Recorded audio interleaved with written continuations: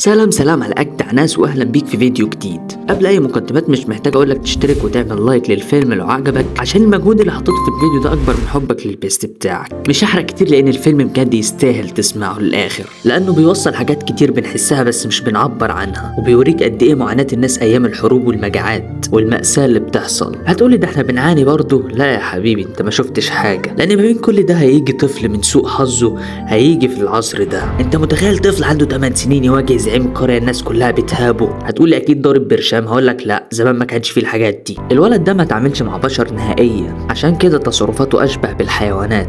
طيب مين هياخده يربيه ويعلمه الانسانيه ويبقى الحضن الوحيد اللي حس بيه في حياته؟ طب وايه مصير البنت اللي هتربيه دي؟ ولا يبقى انسان صالح ولا وحش بيقتل في الناس بدون رحمه؟ كل اللي عليك ان انت هتستنى في البدايه عشان انا هصدمك بالنهايه. وتحذير بسيط، الفيديو فيه نوع من الدمويه والعنف ومشاهد مش كويسه لبعض الاطفال، عشان كده انا عملته بلس 12. بدون ما اطول عليك خلينا نغوص باحداث الفيلم وخلينا نبدا.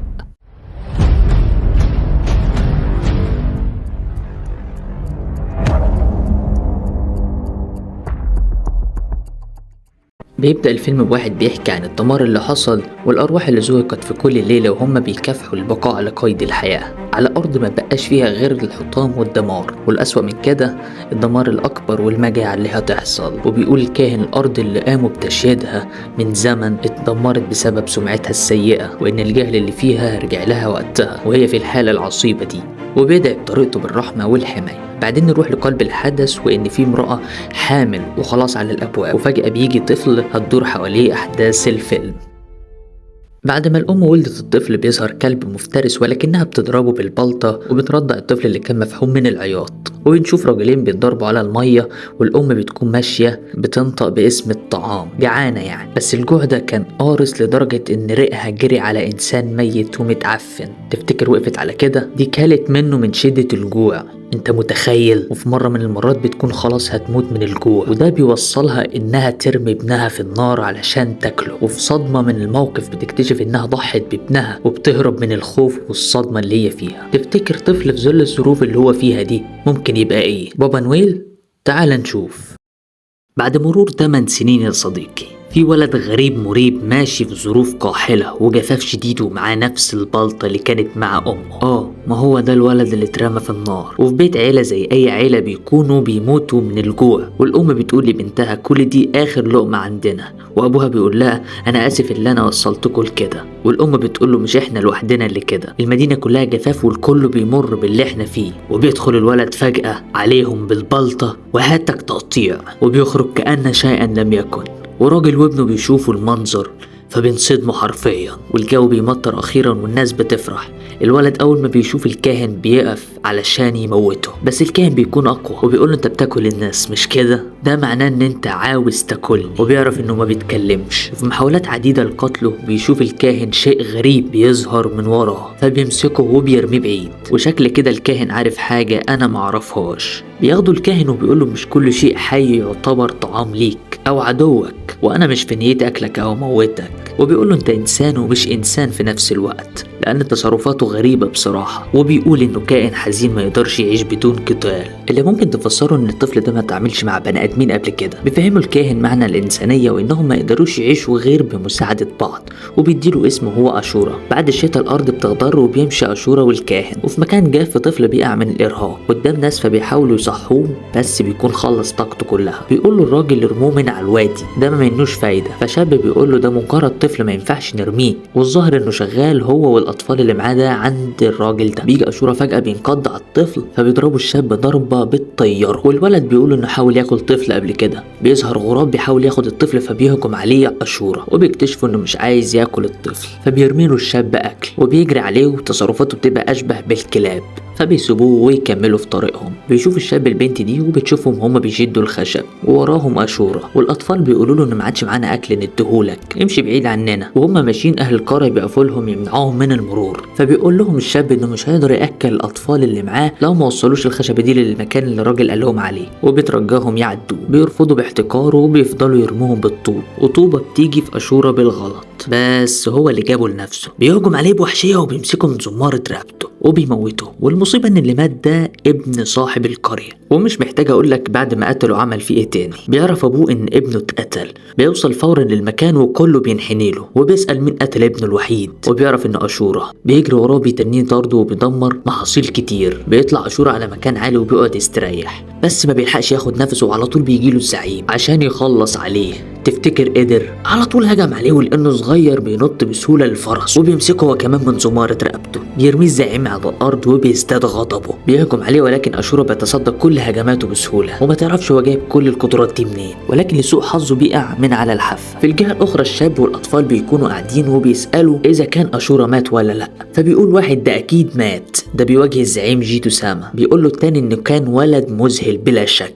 نرجع لأشورة اللي وقع على قومه من الأموات وبيكون لسه عايش وبيعافر علشان يوصل للنور. وبالنهار البنت اللي شفناها قبل كده بتكون على ضفة النهر بتغسل وبتشوف دم مع تيار المية، والدم ده جاي من أشورة. بتاخده البنت وبتداوي جروحه بالنار، بس بيتعصب وبيفتكر نفسه هو مرمي في النار.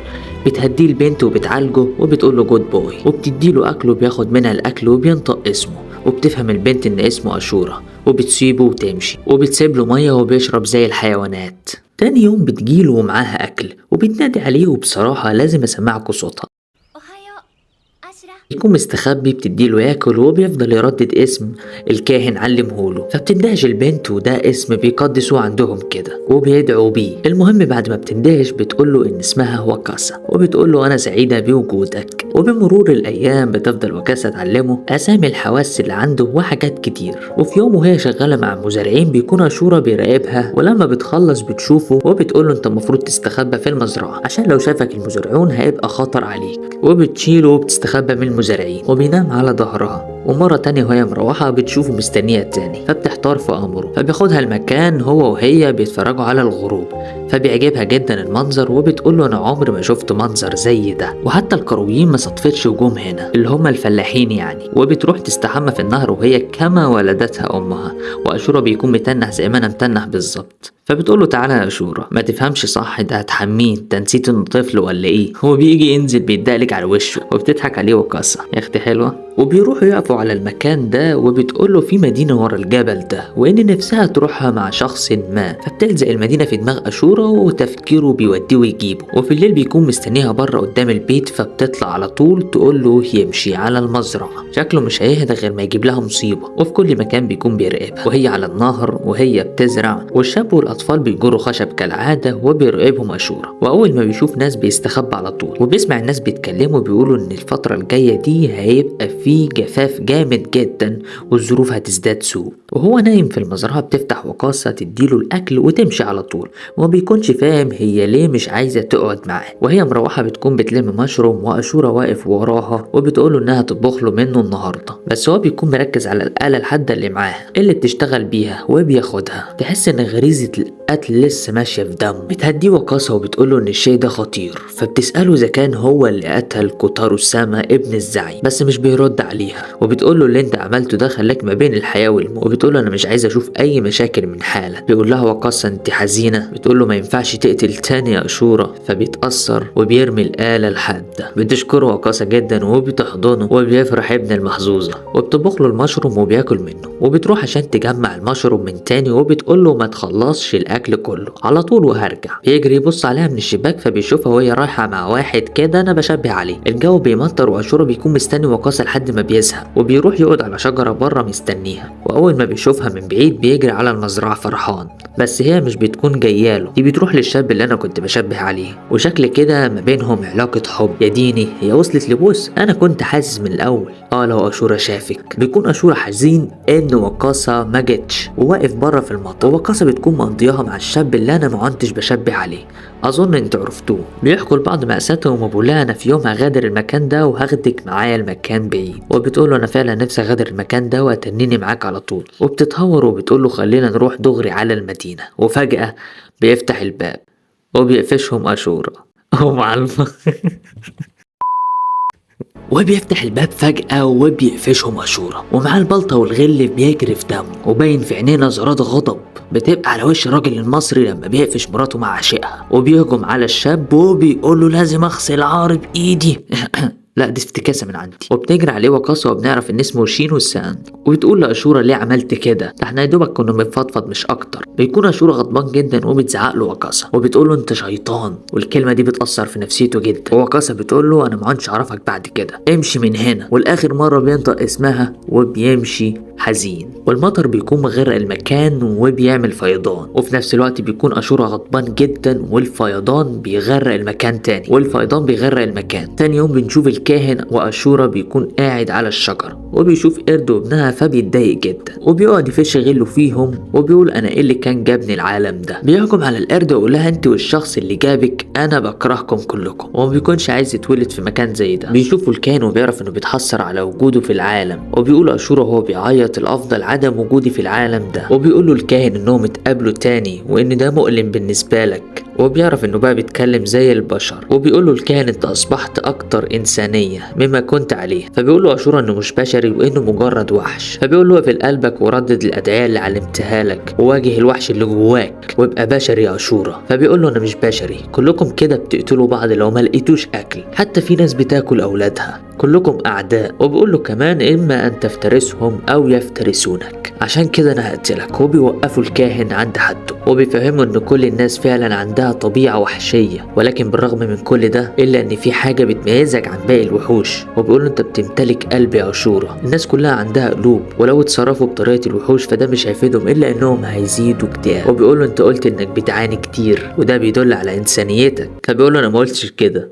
بيقول له انت كداب، انت مش لسه قايل كده من شويه؟ بعد الهري ده كله بيقول له انا ما عنديش قلب، انا مجرد وحش بفترس الناس. فبيقول له الكاهن يعني انت خلاص قررت تبقى وحش؟ طب تعالى هدي كده. وبيقطع ايده ابن العبيطه وبيقول له أشورا يلا كل ايدي. فبينصدم أشورا من اللي عمله. فبيقول له الكاهن مفيش حد بيحب ياكل لحم البشر طالما الناس بيمتلكوا اسبابهم، ومع ذلك في اوقات صعبه بيفقدوا فيها اسبابهم دي، عشان كده لازم تواجه الوحش اللي جواك. ما تكرهش الناس او تكره نفسك يا أشورا، اكره بس الوحش اللي جواك. وبيجري أشورا متأثر وبيعيط الكاهن، شكله زعلان على دراعه اللي قطع. بتكون وقاصة شغالة والجفاف زاد أكتر والفيضان بيكون دمر المحاصيل. وبيجي واحد لأبوها بيقول له في ناس بيشتروا ناس في ساحة ساكوكي، انت تقدر تبيع وقاصة بسعر مناسب. بيتعصب ابوها على الراجل وبيقول له انا لا يمكن ابيع بنتي لحد، امشي غور من هنا. وفي مشهد قاسي بنشوف أشورا ماشي لوحده، وفي الجهة الاخرى بيكون شينو بيدي لوقاصة اكل وبيقول لها ان اللورد بتاعه بقى بيقلل الاكل عن الاول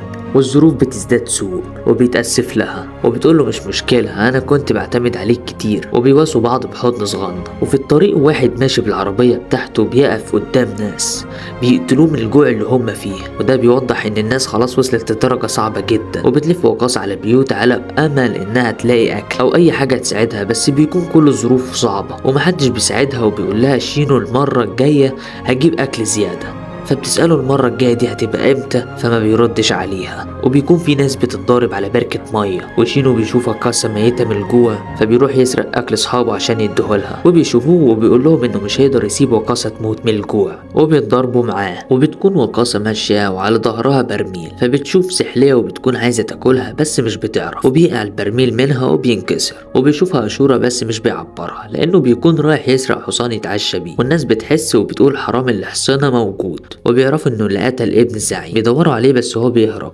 وبيوصل الخبر للزعيم وبيأمر جنوده يجمعوا كل اللي في القرية عشان المرة دي لازم يقتله. ووقاصة قاعدة هي وابوها بيموتوا من الجوع. ابوها بيقول لها يا ريتني سمعت كلام الراجل، كان حالك هيبقى احسن من كده. وبيقول لها ايه رايك يا وقاصة في الموضوع ده؟ لو مش عايزة بلاش، انا بقترح عليكي مش اكتر. كل ما في الموضوع ان احنا محتاجين لاكل. وبيجي جندي ينادي عليهم وبيقول لهم الزعيم عاوز الجميع ضروري. وبيروح ابوها وهو مش قادر وبيقول لهم الزعيم اللي هيقتل لص الحصان اللي قتل ابنه هيديله محصول سنة كاملة من الرز. فبيتحمس الناس كلهم وكله بيدور عليه. وبيبلغ ابو وقاصة بالكلام اللي سمعه. وفجأة بيظهر أشورا ومعاه أكل، ومش أي أكل، دي لحمة. فبتنصدم وقاصة وبتقول له أنت قتلت ناس تاني؟ فبيقول لها ده لحم الحصان، وبترفض تاكله رغم الجوع اللي هي فيه. بس أبوها ما بترددش في إنه ياكله. وبنته بتقول له إن الناس اللي بتاكل لحم البشر دول هيدخلوا النار، مش أنت اللي كنت بتقول كده برضه؟ وأشورا بيدي وقاصة من اللحمة بس بتفضل تموت أفضل من إنها تاكل من لحم البشر. بس ده حصان. وبيقول لها أشورا إنه جابه عشانها هي وبيترجاها ياكلها ويرجعوا يلعبوا مع بعض تاني. فبتقول له وقاصة مش هنلعب تاني زي ما اتعودنا. وبيكون ابوها واصل الزعيم، وبيكون اشورا بيقنع في وقاصة انه ده لحم حصان مش بشر، بس مش بتصدقه فبيتعصب منها وبتخاف منه. وابوها بيكون عرف الناس على مكان اشورا، وجوه اشورا بيحاول ياكل وقاصة عشان ما تموتش، وبيكون في قمة حزنه عليها. وبتقول له انها لو كلت اللحمة دي مش هتقدر تعيش بذنب زي ده. فبيقول لها انت بتعاني وهتنيكي تعاني لو ما كلتيش يا وقاصة. وبيقول لها انا عايزك تعيشي مش تموتي. ولما بيفقد الامل بيقول لها انت غبية يا وقاصة، وبيخرج فبتحاول تمنعه بس مش بتلحق. وبالله ده كان افجر مشهد بالنسبه لي في الفيلم. وبيشوفوا الناس وبيحاولوا يهجموا عليه وهو بيتفاداهم ومش بيقتلهم لحد ما بيواجه الزعيم وبيهرب، وبيجروا وراه الناس كلها. وفي مشهد وهو بيجري ووقاصة خلاص بتودع، والاطفال بيتفرجوا عليه والكاهن بيشوفه وهو بيهرب منهم، وبيدوروا الناس عليه بس مش بيلاقوه. وفجأة بيظهر وبيدبح فيهم وبيكمل جري منهم وبيحاصروا الزعيم وبيفضلوا يتعاركوا. وبيكون الزعيم خلاص هيموت اشورا، وفجأة بيموت الزعيم وما بيعرفش اشورا مين اللي موته. وبيجري اشورا من الناس لحد ما بيقف على جسر وبيحاصروه وبيولعوا النار من الجهتين. وبيجري اشورا من الناس في مشهد درامي جاحد وبيقع وبيحتفل الناس.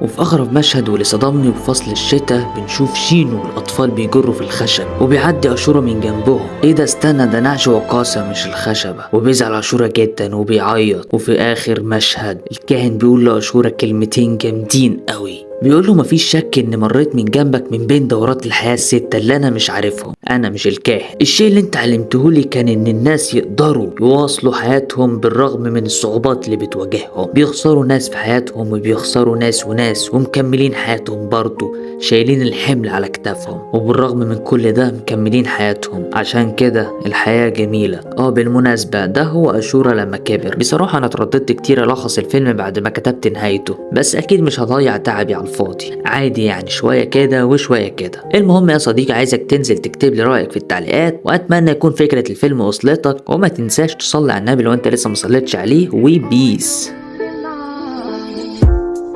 You don't have to be alone again. Could I take you by the hand and never go?